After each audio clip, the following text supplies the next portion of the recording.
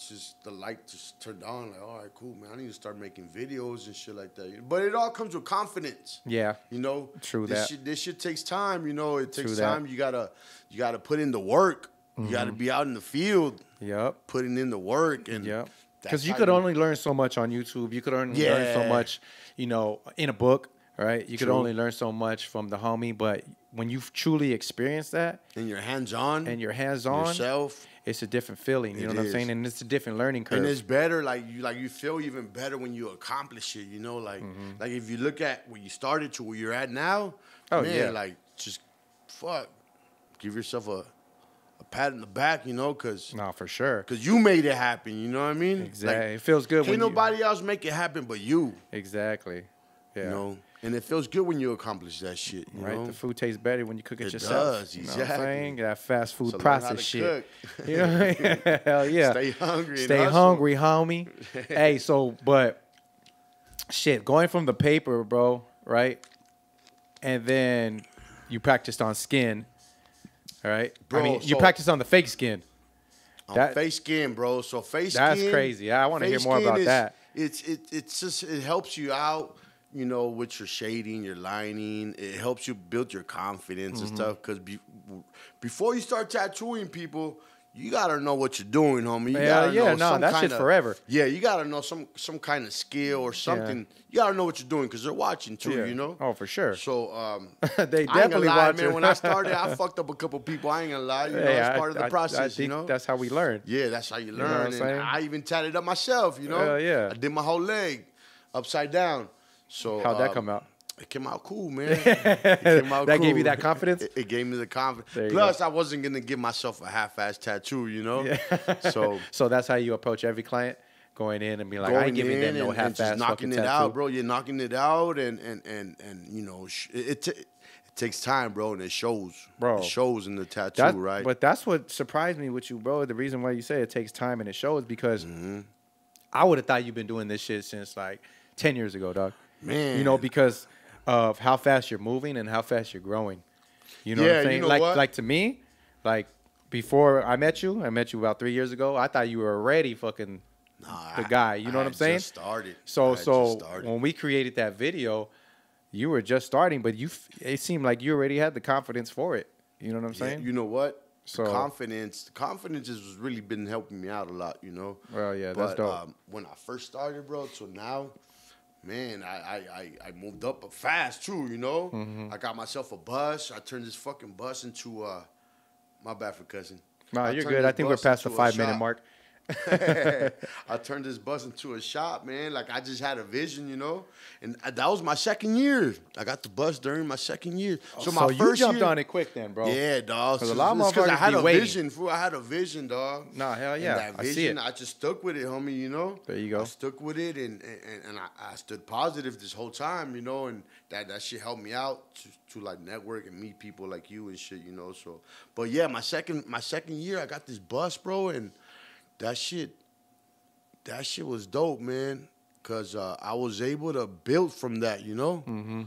I was able to build from that, and it's cool, man, because when people walk in and they're, like, looking around and shit, it makes you feel good, like, dang, I made this happen. I did this, yeah. I did this, you know? Yeah. And I'm just getting started. Got you. So my first year, I was out in the field, bro. My little brother was my first canvas. You were in the trenches. Yeah, I was out. Hey, shit, give me a call. Let me know what time, and I'm there, and dog, you probably know? had business cards back then, huh?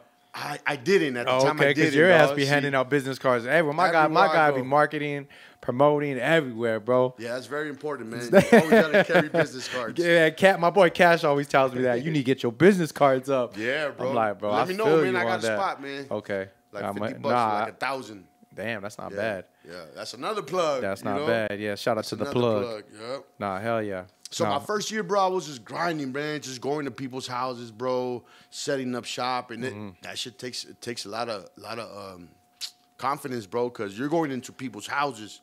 They're already comfortable, you feel me? You got to go in there and set up and do your thing, and Yeah. plus they're watching you, you know. Oh yeah. So it's like that first year was this fool gonna fuck me up, or is what's up with this fool?